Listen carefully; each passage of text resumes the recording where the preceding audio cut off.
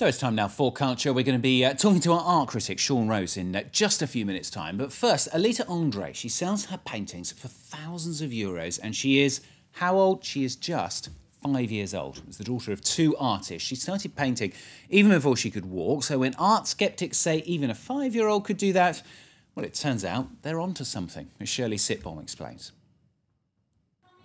The little girl running around in this New York gallery didn't just come to visit with her parents. She's the artist exhibiting the collection. Alita Andre has been selling her work since she was 2, and to her, that's perfectly natural. And Alita loves the paintings because of their colors and their look and their magic. They're like space, and they don't look really much like space. They look abstract. U.S. painter Mark Rothko wrote that adults should give children the means to paint and let them do as they wish. That's what Alita's parents say they've done. The two artists saw their daughter crawl onto their canvas when she was barely 1, and since then, they've given her all the material she needs and have organized her shows. She's now exhibiting in New York for a second time. This painting goes to New York. Paintings are basically abstract expressionists, drippings, and very painterly strokes. She then includes animals, fairies, butterflies, insects. And the concept is working. The little girl has already earned $100,000. And she's having fun. I like all colors, even gray, and even black, and even white. But the most color I like is red and blue and green, and also silver and gold.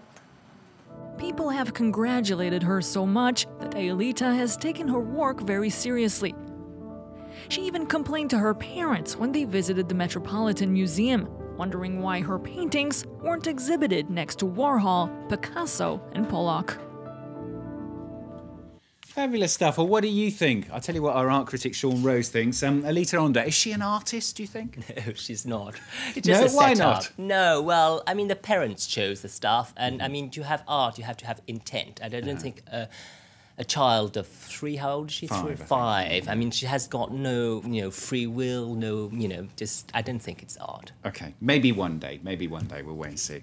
All right, Sean, what are you going to take us to do today? You're going to take us some Chinese delights, is that Yes, absolutely. Pleasures of the palate is how we can translate the Délices du Palais, which is an exhibition that takes place at the Musée du Camp Branly, which is the Museum of Non-Western Art.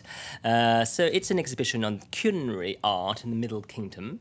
As you know, China has become one of today's leading economic players, but it has a several thousand years old culture. And culture, who says culture? You see, you talk about food. And this is a very old grinder stone and a roller, an amphora, and these pieces date back from the Neolithic period.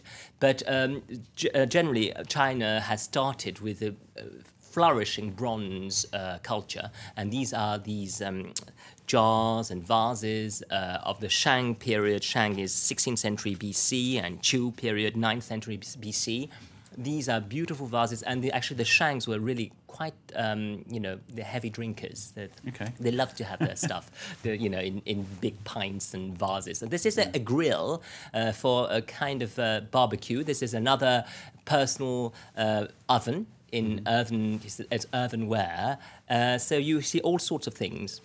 And basically what you're saying is, looking at all of that Chinese people like their food. Absolutely, absolutely. Culture and food go together, and they love their food, and they like it so much that even dead you have to prepare food. That is, they have a religion, what's called the ancestor worship, where you make sacrifices or you give offerings of food to the dead, and these were ritual plates that show food. These are actual reproductions of representations of food, but you did actually in the cult of our ancestors ancestors, give food to the ancestors, and Confucius always said that you should do that because you know you have to show respect for the elders, and your forebears are your the utmost elders, and they gave you life and tradition, and so you have all these plates and bowls that are very beautiful. You just seen the celadon, pale green, and these other ceramics, and obviously you have chopsticks because China invented these chopsticks, and they were found in a Shang tomb in Chinese antiquity, but actually they really developed in the 2nd century BC because people started cooking with animal fat at a very high temperature, so it was difficult to pick the food with the fingers. So right. you had chopsticks, and so they became very there was actually utensil that was used. I love my chopsticks. Did we find out what the ancient Chinese actually ate? I mean, are there sort of examples of menus even? Yes, in the show that you have a menu. All this is in Chinese character, but I'll translate it for you. It's dog stew cooked in tortoise stock. Lovely. Okay. Well, I'll get you the English translation so you can do it this weekend. Yeah, that'd be Prepare nice. it. Okay. So the sage in ancient China is supposed to be practice restraint and eat little, but obviously, you have they love their food, as I said, and this is a Taoist divinity, Chong Kui, who fights demons, and he is represented as a drunk reveler. Because in Taoism, the sage always looks as stupid as a drunkard. This is a lovely Chinese lady with a full face. This is a canon of beauty called moon face. In ancient China, no skinny models with hollow cheeks. Excellent, glad to hear it.